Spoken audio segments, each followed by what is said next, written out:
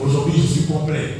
Ancien ministre des Affaires étrangères du Sénégal, actuellement député, président de l'Institut panafricain de stratégie, paix, gouvernance et sécurité.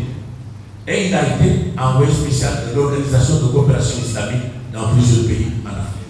Monsieur le Président, merci beaucoup. Pour votre...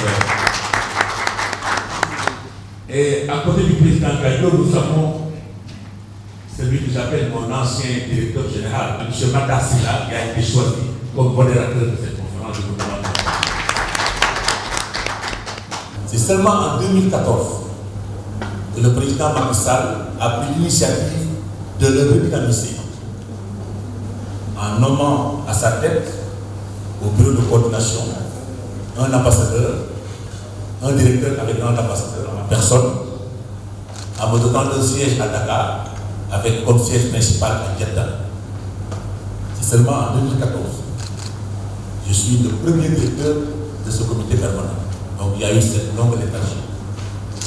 Maintenant, nous essayons évidemment de refaire vivre les choses.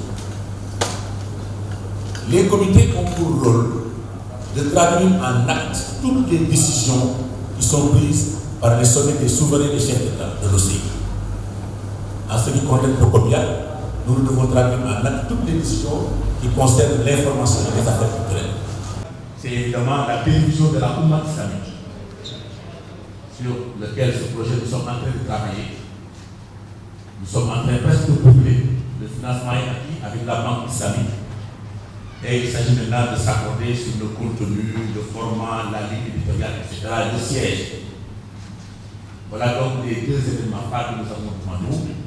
Et en dehors de ces activités, le COMIAC organise tous les 3 ans ce qu'on appelle la session du COMIAC, qui regroupe à Dakar tous les ministres de l'information et de la culture des 57 États de l'OCI.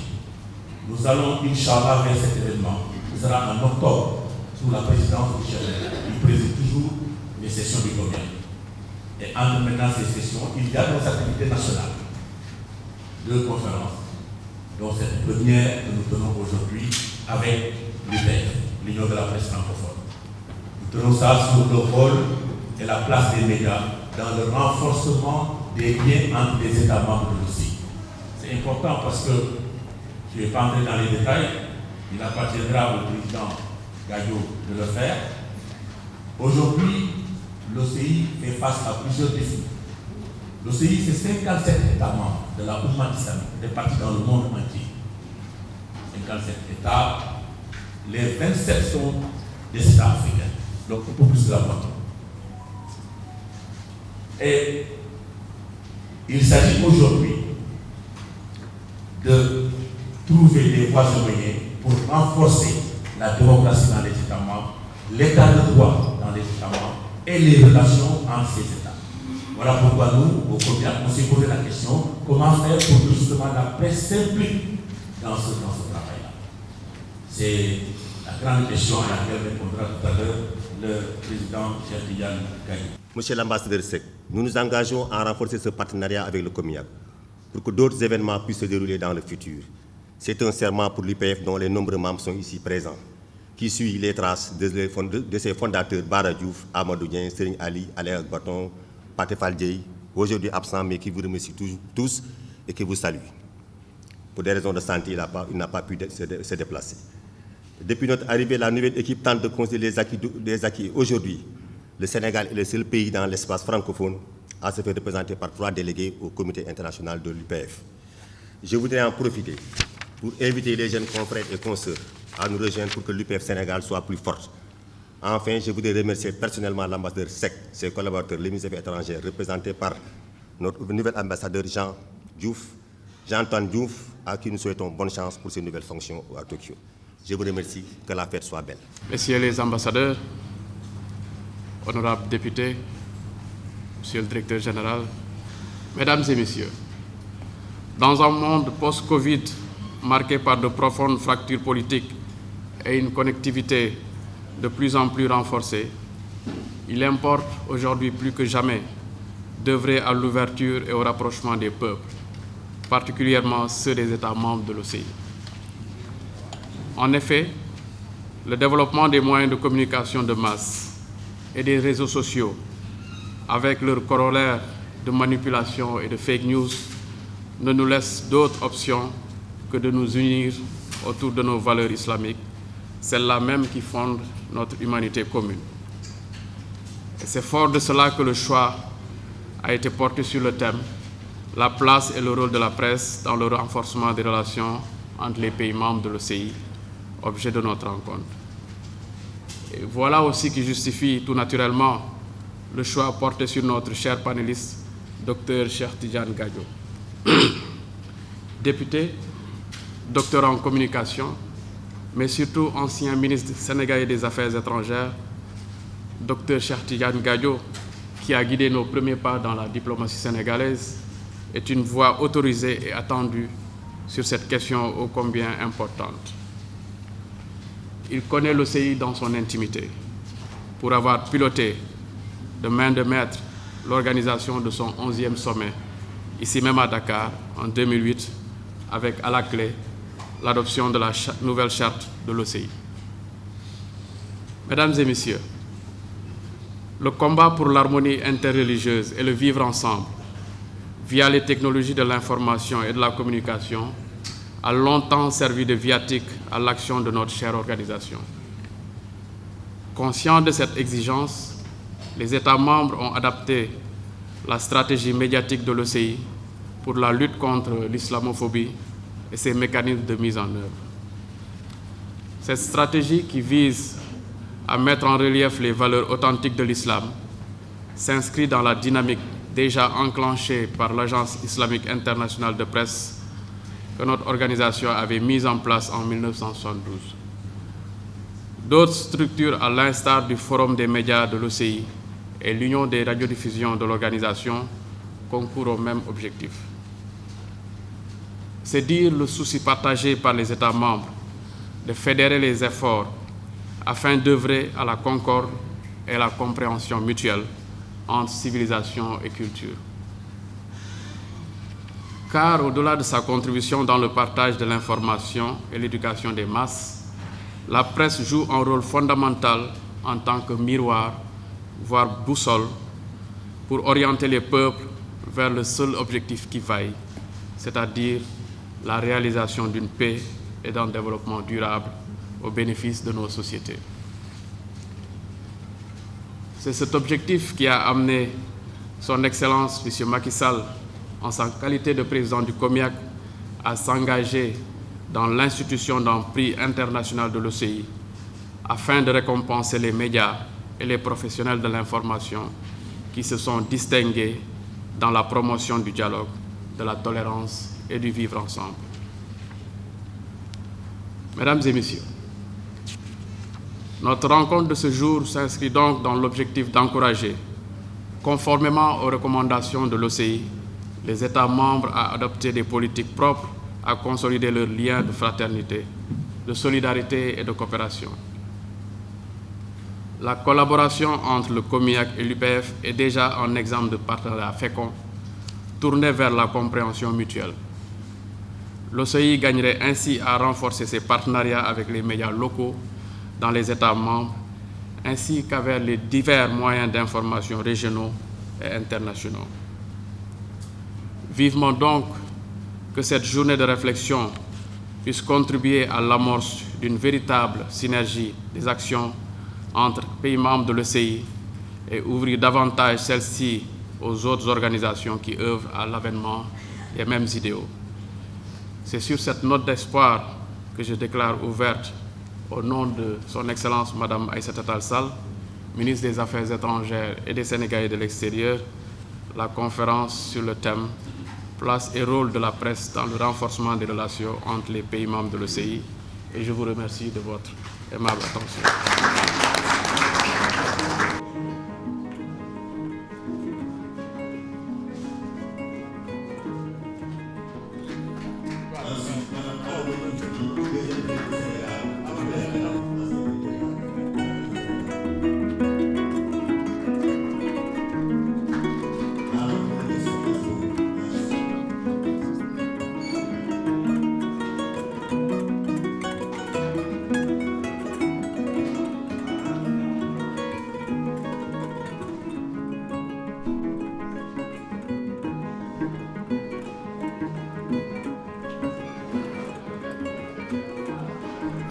Du directeur de cabinet, et je voudrais remercier Abdoulaye Thiam et l'ambassadeur Cheikh Oumar Seck de m'avoir fait l'honneur de modérer cette session.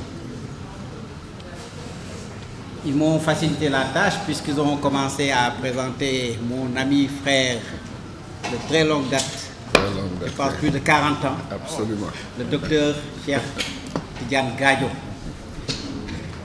J'ai beaucoup de plaisir et d'honneur d'être à côté de lui encore une fois et de parler un petit peu de lui, parce que nous partageons des convictions. Ces convictions, c'est le panafricanisme. Ces convictions, c'est la confiance en la jeunesse africaine. Ces convictions, ce sont des valeurs que nous puisons dans les religions qui nous unissent, dans cette croyance en cette unicité de Dieu. Mais Cheikh Tidiane Gadio a eu un parcours exemplaire. Le journaliste, le communicateur est devenu une référence mondiale sur le terrain de la diplomatie. J'en connais beaucoup de choses que je ne dirai pas, que je tairai. La diplomatie ne s'exprime pas sur les grandes places et dans les marchés ou dans les conférences. Mais il y a beaucoup de choses qui se sont passées sur le continent et dans le monde où il a joué un rôle majeur. Même quand j'étais directeur général de la RTS, il y a certains épisodes où il a été diligenté dans certains pays en toute urgence. J'en sais véritablement beaucoup. Donc je pense que c'est véritablement une aubaine. C'est une très grande occasion aujourd'hui de l'avoir pour aborder ce thème qu'il maîtrise assurément. Donc c'est aussi le lieu de me réjouir de voir dans cette salle des visages connus, de retrouver des gens, des anciens collègues de l'ORTS, devenus RTS, des diplomates, des gens de la presse, de la communication, des gens du corps diplomatique.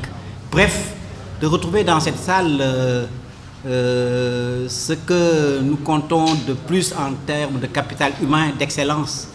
Ibrahima Sané, Moustapha Diop, Doudou Fall, etc., etc. Donc vraiment, je pense que ce sera une très belle conférence, parce que celui qui a le privilège aujourd'hui de le faire est un homme du sérail, un homme d'expérience, un homme d'ouverture, un intellectuel de haut vol. Donc la parole est à toi, mon cher frère et ami. Il réussit toujours son opération, parce que c'est vraiment quelqu'un que j'ai connu quand on était étudiant à Paris, à la fin des années 70 et au début des années 80. J'aime pas tellement le dire parce que je me présente comme un jeune. Et quand je rappelle ces histoires-là, les gens me disent « Mais c'est quoi cette histoire-là » Lui, il n'est pas aussi jeune qu'il... Voilà. C'est parce que je veux rester jeune d'ailleurs que j'ai enlevé la barbe qui avait accompagné mon passage à la diplomatie. Cette barbe m'a trahi, elle voulait être blanche alors que la tête restait noire encore. Donc je l'ai simplement liquidée. Voilà, pour rester jeune. Mais Matar est une icône africaine, sénégalaise, très respectée. Ce qu'il a fait pour les médias, beaucoup de Sénégalais n'ont pas eu la chance de le faire. Quand je vais au Gabon ou au Cameroun, nos compatriotes africains, parce que moi j'appelle tous les Africains des compatriotes, nos compatriotes africains ne tarissent pas d'éloges pour Matar et pour les services rendus au continent africain.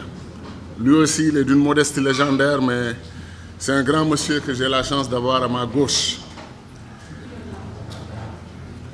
Alors, je voudrais commencer donc, parce que j'ai beaucoup de choses à dire, et il ne faut pas que j'abuse de votre patience. J'ai appris une expression africaine, là, il n'y a pas très longtemps. la bouche qui parle doit avoir pitié des oreilles qui écoutent. Donc j'essaie de l'appliquer en évitant d'exagérer quand on me donne la chance de m'exprimer.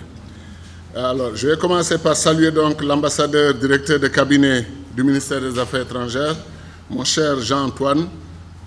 Je le considère pas seulement comme un petit frère, parce qu'on a travaillé ensemble aux affaires étrangères, mais je le considère comme un ami et un compagnon du combat panafricaniste et du combat pour l'intégration africaine. Beaucoup de respect pour lui, et j'étais très heureux d'entendre dans les médias qu'on lui ait confié un poste diplomatique aussi stratégique pour le Sénégal et pour l'Afrique que l'ambassade du Sénégal au Japon. Et je suis absolument certain qu'il fera un excellent travail dans ce grand pays qui a relevé très tôt les défis du développement et qui a su aussi garder sa culture et faire ce que Senghor appelait enracinement et ouverture. Les Japonais l'ont réussi et ont donné une leçon à tous nos pays. Je voudrais donc saluer monsieur le directeur du COMIAC. C'est très formel quand je dis ça, parce que Cheikh Omar, c'est lui aussi une personnalité de la communication au Sénégal. Et tous les amis qui le connaissent, ou tous les Sénégalais, ont toujours remarqué sa courtoisie, son engagement pour son métier et pour le service du Sénégal, pour le Sénégal et pour l'Afrique. Donc, quand il m'a appelé, je lui ai dit, toi, tout ce que tu me demandes, c'est accepté d'avance. Ce n'est même pas la peine de me donner les arguments. Dis-moi et je fais. Et ça, c'est vraiment à cause de mon amitié pour lui. Il me faut aussi saluer notre frère, cher Abdoulaye Cham, président de l'Union de la presse francophone. Il m'a très bien reçu ici, on a échangé rapidement, et on a des amis communs, et j'ai beaucoup apprécié son discours de tout à l'heure. Quand je vois les ambassadeurs, c'est comme si je n'avais pas quitté les affaires étrangères. Je continue de les considérer tous comme des amis, comme des frères, comme des compagnons, et je comprends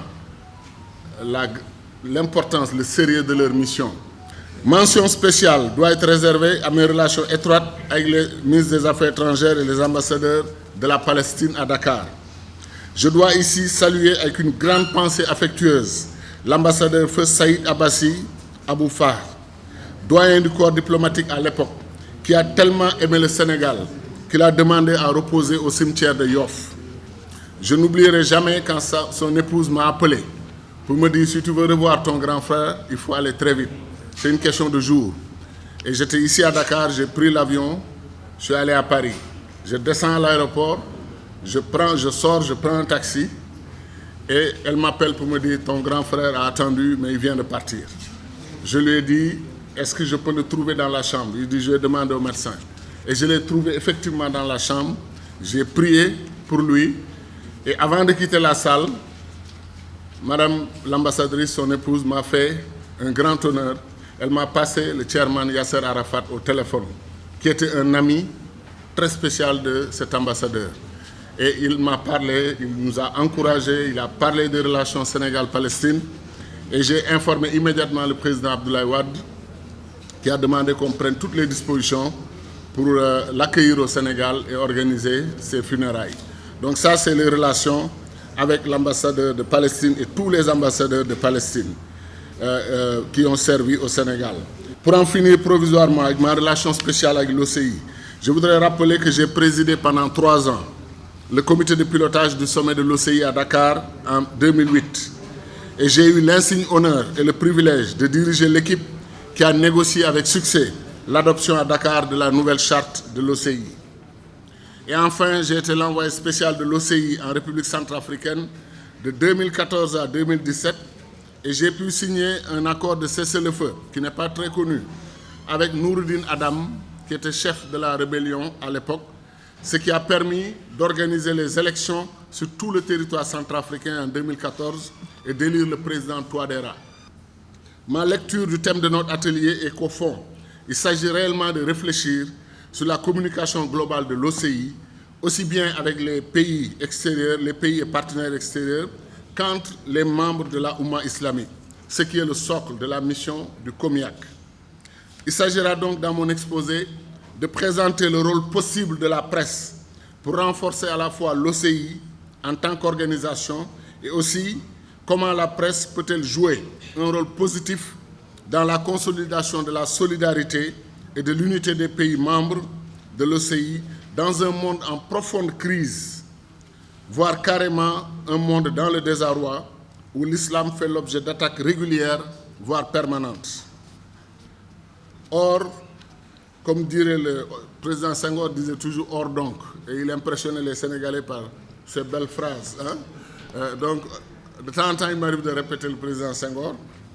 Or donc, comme dirait le président Senghor, l'OCI a tous les moyens, atouts et ressources pour une puissante organisation internationale, pour être une puissante organisation internationale qui joue dans la cour des grands en sa qualité de deuxième organisation internationale immédiatement après les Nations Unies. Ici, je dois saluer mon frère et ami, Hissène Brahim Taha, le secrétaire général de l'OCI, qui a été proposé et soutenu par le groupe africain de l'OCI, parce que c'était le tour du groupe africain, et donc il dirige actuellement l'OCI. L'autre point, c'est la culture, les affaires culturelles. Vous savez qu'au pays de Senghor, parler des affaires culturelles, c'est parler de choses qui sont connues ici, puisqu'il disait que la culture était au début et au développement, au début et à la fin de tout développement dans les sociétés humaines. Troisième atout du COMIAC, c'est la personnalité attachante et charismatique de son directeur actuel, professionnel incontesté. Il seconde avec prestance le président du COMIAC, son Excellence le président Macky Sall, président du Sénégal. Quels sont les immenses défis de l'OCI et du COMIAC sur le terrain de l'information et des affaires culturelles des États membres? Premier grand défi, la dégradation incontestable de l'image de l'islam, religion du salam, prononcée plusieurs fois par jour par les adeptes de cette religion. Cette dégradation est due essentiellement au terrorisme qui se prétend islamiste et aux autres formes d'intolérance, de radicalisme et d'extrémisme violent. Le 11 septembre 2001 n'a pas fait de tort qu'à l'Amérique, mais l'islam en a payé le prix lourd et continue d'expurger le passif lourd du 11 septembre qu'on veut le forcer à assumer. La conséquence la plus désastreuse du 11 septembre, c'est l'islamophobie.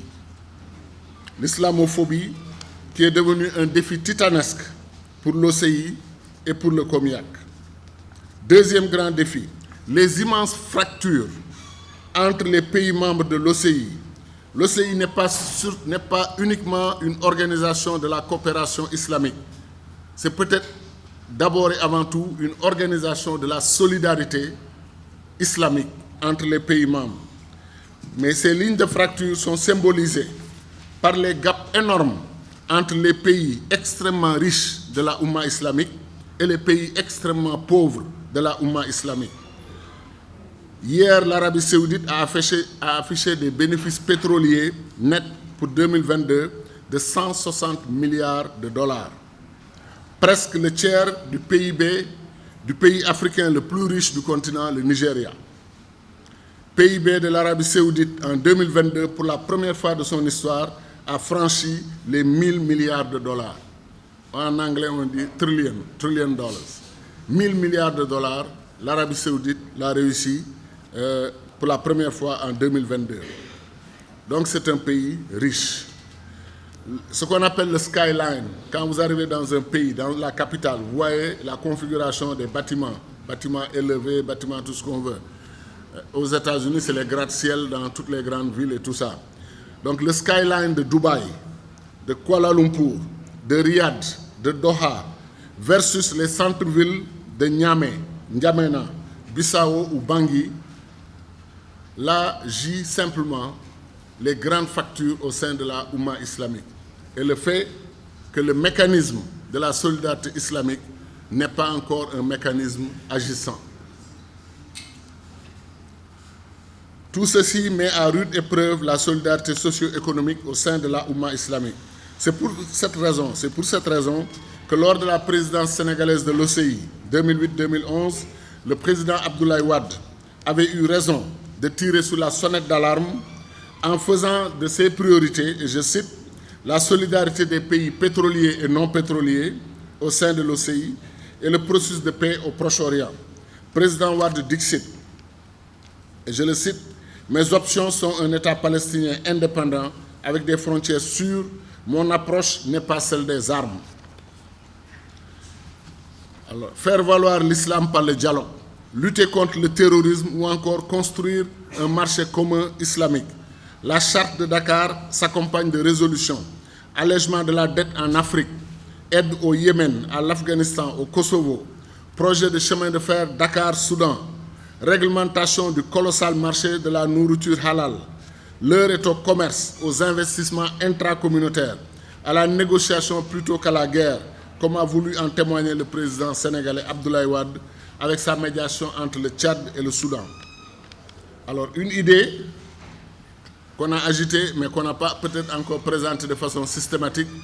Comment se fait-il que les pays développés du monde discutent avec l'Afrique, discutent avec certains pays, le fait de pouvoir céder 0,7% de leur PIB, pourquoi on ne demanderait pas aux pays riches de la Oumma islamique de consacrer 0,7 voire 1% de leur PIB pour aider les autres pays de la Oumma islamique?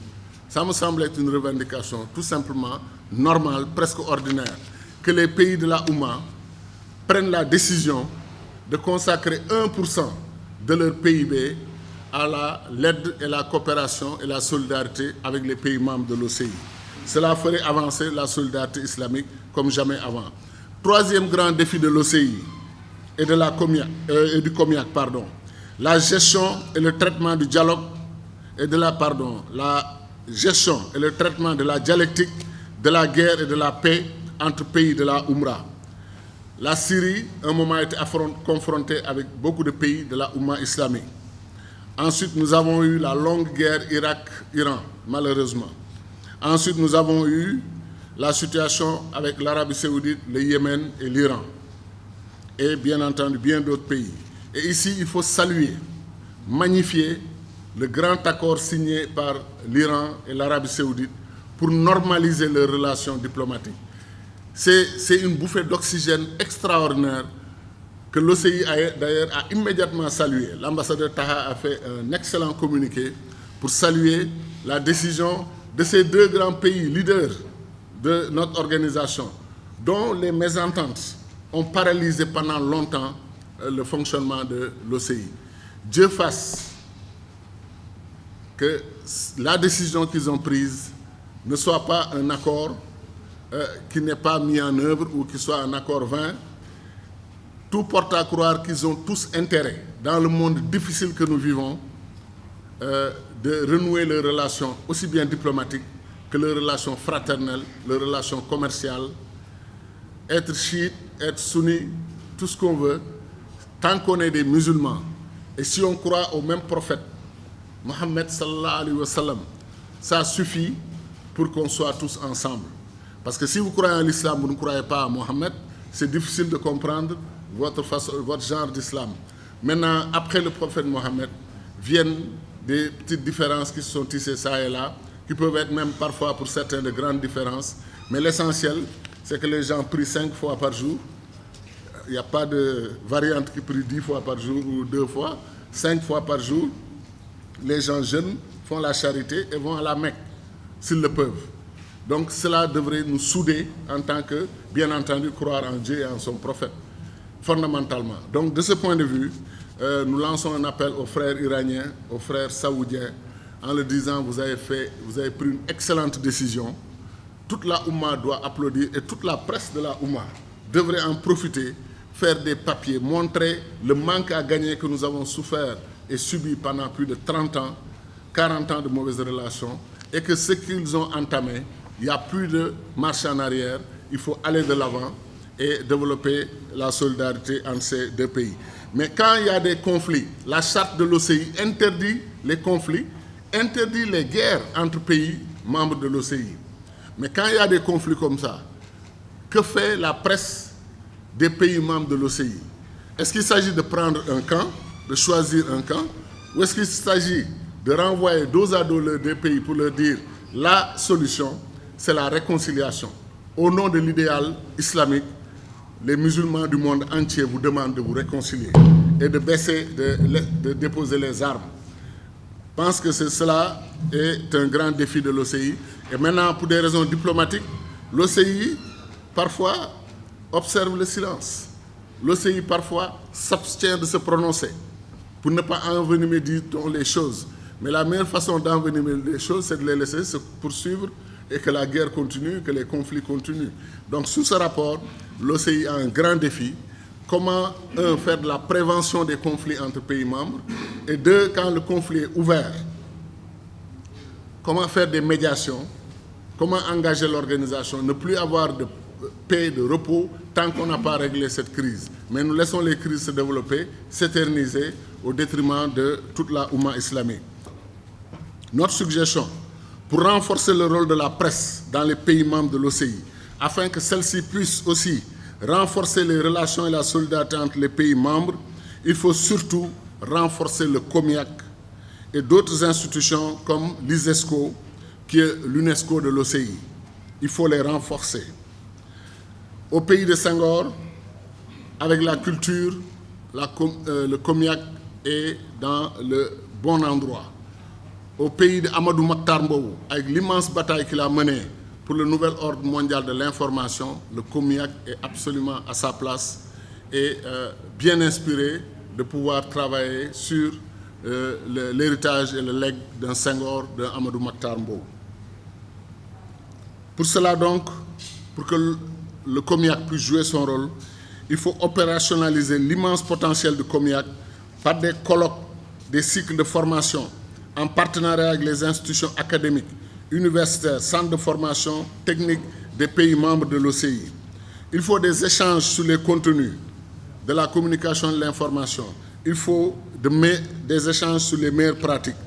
Le COMIAC doit atteindre très vite le niveau institutionnel clé de l'ISESCO, avec un siège ultra-moderne, high-tech, avec des financements à la hauteur des défis de la presse et de la culture. L'avenir radieux de l'OCI se jouera, se gagnera ou se perdra dans le renforcement ou non du COMIAC, de l'ISESCO et de certaines institutions clés. Pour libérer l'énergie du COMIAC et lui donner un puissant envol, il est urgent d'organiser un colloque des représentants de la presse des pays membres de l'OCI, colloque parrainé par le président du COMIAC, son Excellence le Président Macky Sall, avec la participation du secrétaire général de l'OCI, du directeur de l'ISESCO. Et cela permettrait de passer en revue les défis et de produire une feuille de route et un plan d'action et de relever un grand défi du COMIAC, le défi des moyens pour gérer les réseaux sociaux. L'OCI doit rationaliser ses nombreuses structures pour plus d'efficacité et d'impact. C'est en préparant cette conférence que l'OCI, que je croyais bien connaître, m'a fait découvrir des choses extraordinaires. L'OCI a près de 30 organisations, et des organisations dont les noms peuvent vous surprendre, et qui portent sur tout, y compris les armateurs, y compris, j'allais même dire, l'association des locataires des pays membres de l'OCI. Il y a tout. Je vous en cite quelques exemples rapidement avant de conclure. Le comité Al-Quds, très connu. Le comité permanent pour l'information et les affaires culturelles, très connu. Comité permanent pour la coopération économique et commerciale, COMSEC, en Turquie. Le COMIAC est au Sénégal. Alors, vous avez le comité permanent pour la coopération scientifique et technologique, COMSTEC, basé au Pakistan. Vous avez la Banque islamique de développement, Arabie Saoudite, très connue. L'Institut islamique de recherche et de formation, très connu, basé en Arabie Saoudite. La Corporation islamique pour l'assurance des investissements et du crédit à l'exportation, Arabie Saoudite. La Corporation islamique pour le développement du secteur privé, CID, Arabie Saoudite. La Corporation internationale islamique du financement du commerce, Arabie Saoudite.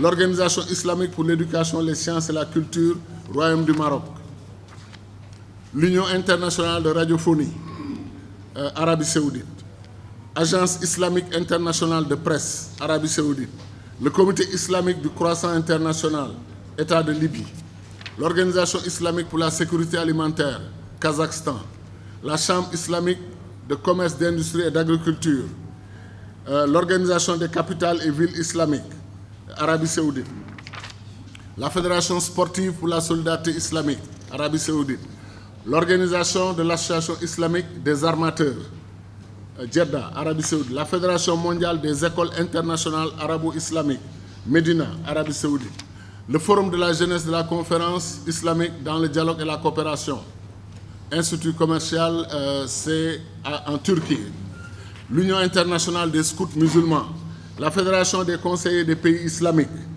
Istanbul, Académie des sciences du monde islamique, le Conseil général pour les banques islamiques et les institutions financières, Federation of Contractors for Islamic Countries, Casablanca, Maroc, groupe de réaction aux urgences informatiques à l'OCI, Malaisie, cybersécurité, l'Institut de normalisation et de météorologie pour les pays islamiques, l'Association des autorités fiscales des pays islamiques, Forum des autorités de régulation de l'audiovisuel des États membres de l'OCI, l'Union immobilière dans les États islamiques, Djibouti.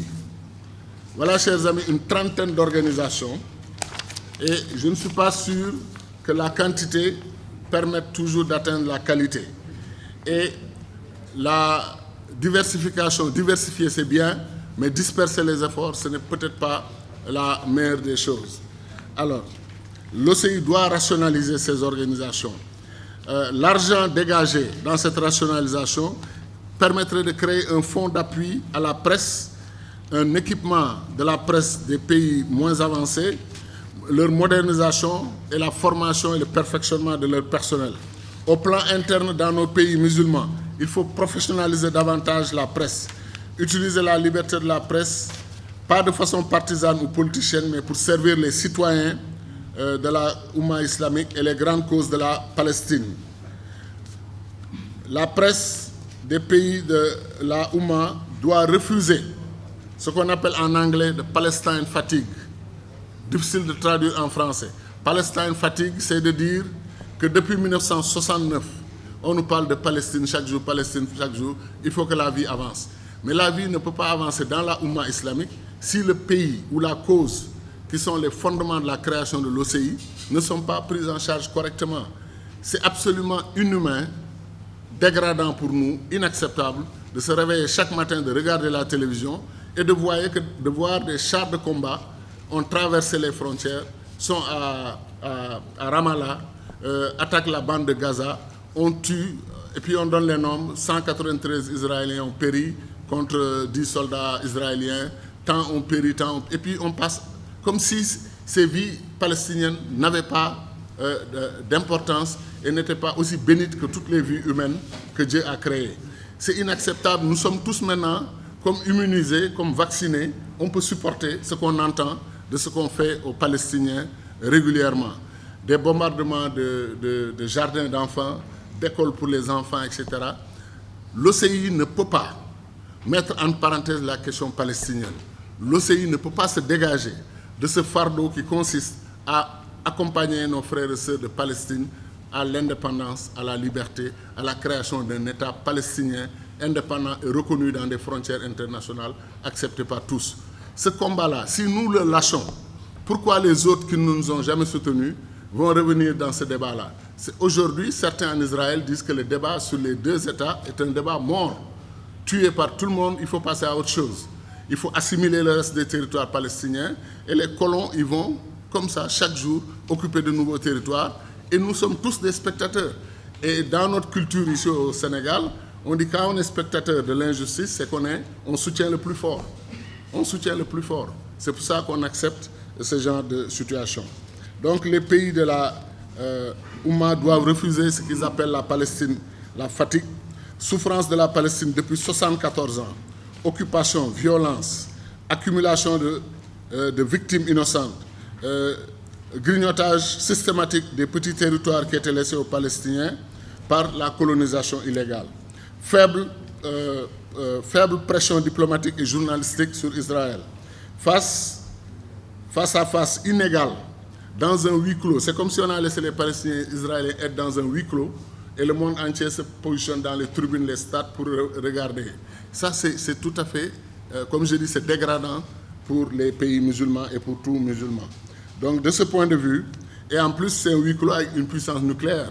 La seule puissance nucléaire du Proche-Orient. Israël n'est pas un petit pays du point de vue de la force militaire et de la puissance nucléaire. Donc, sous ce regard, la presse des pays membres de l'OCI pourrait renforcer sa solidarité, renforcer son unité, renforcer ses relations si on faisait revivre la cause palestinienne comme un ciment qui a forgé notre unité pendant longtemps.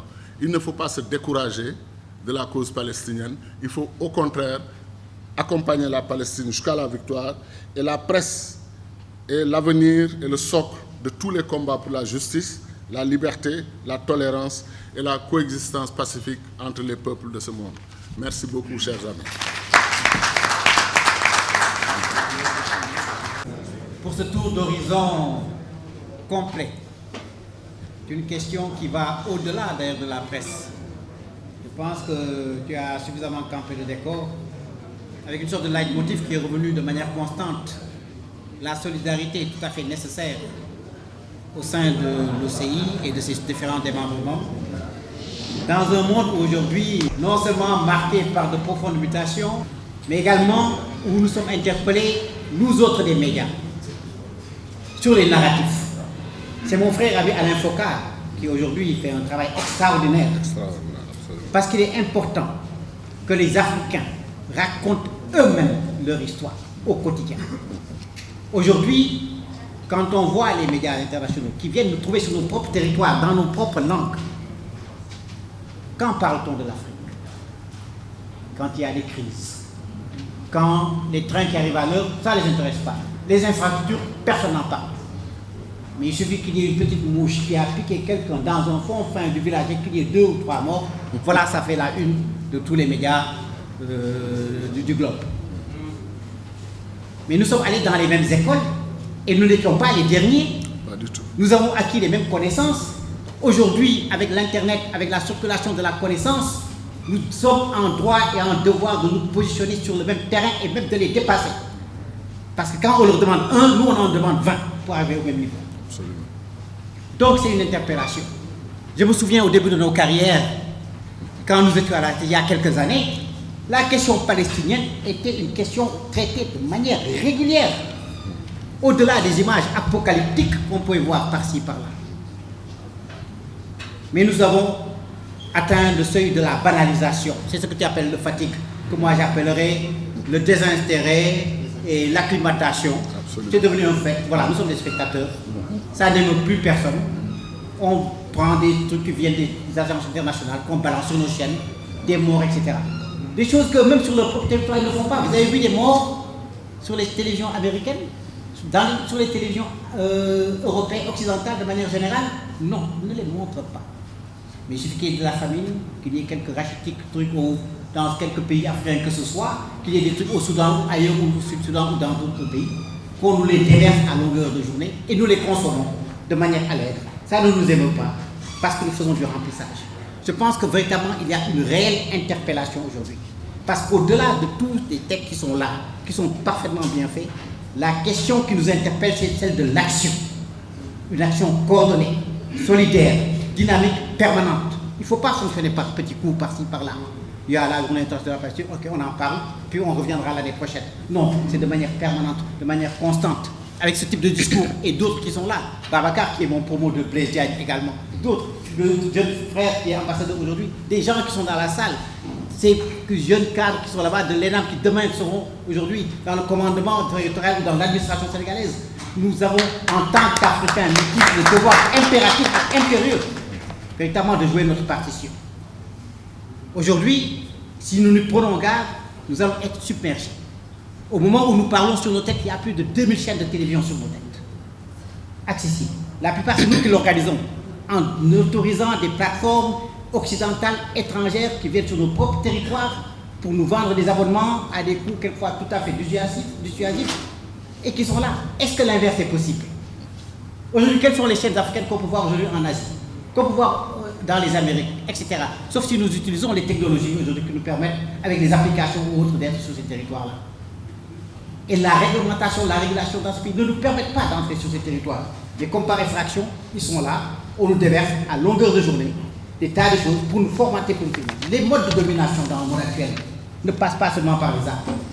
C'est par le façonnement, le façonnage des consciences qu'on arrive à agir sur les pays et qu'on a pu imposer des techniques de domination.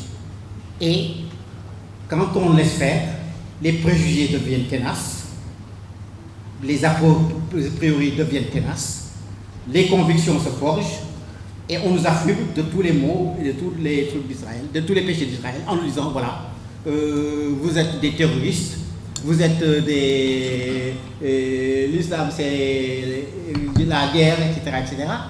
Ou est-ce qu'on explique aujourd'hui dans l'islam que même assalamu alaikum commence par la paix?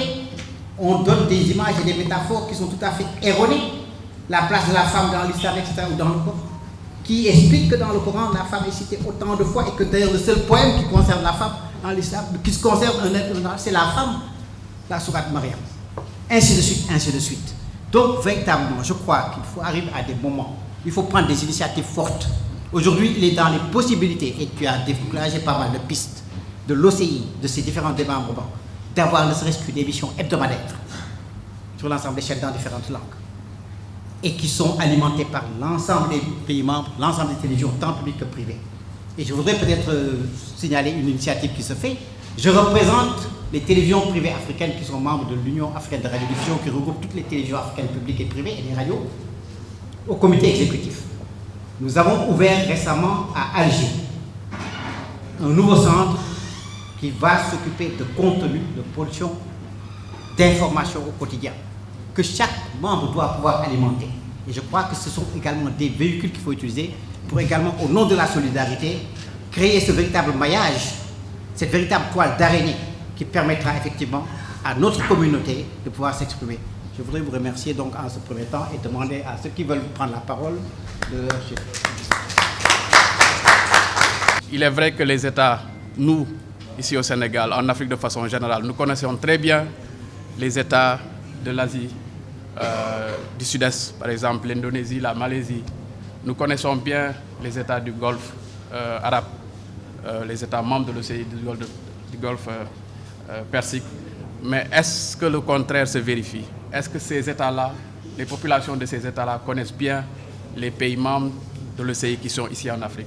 C'est vous dire qu'il y a un challenge à relever pour une meilleure connaissance mutuelle des populations au sein des États membres de l'OCI. Et c'est ça, à mon avis, l'une des tâches, l'une des missions que le COMIAC doit prendre en charge pour une meilleure connaissance mutuelle au sein des populations de l'OCI.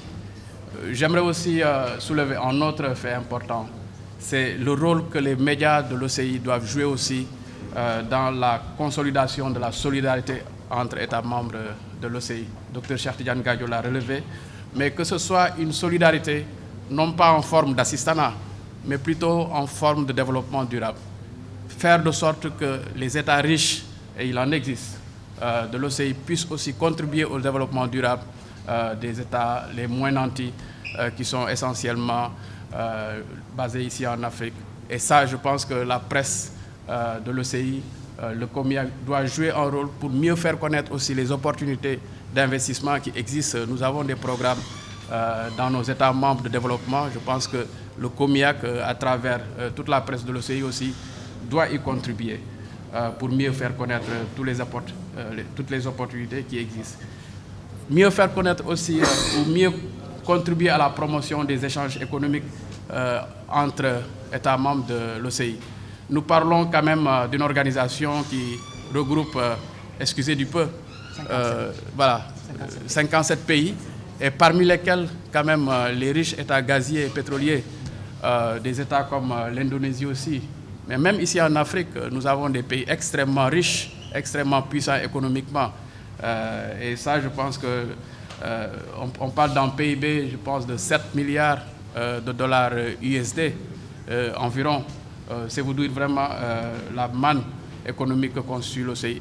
Rôle aussi pour l'affirmation de la puissance politique. 57 États membres, c'est quand même la deuxième plus grande organisation politique après l'ONU.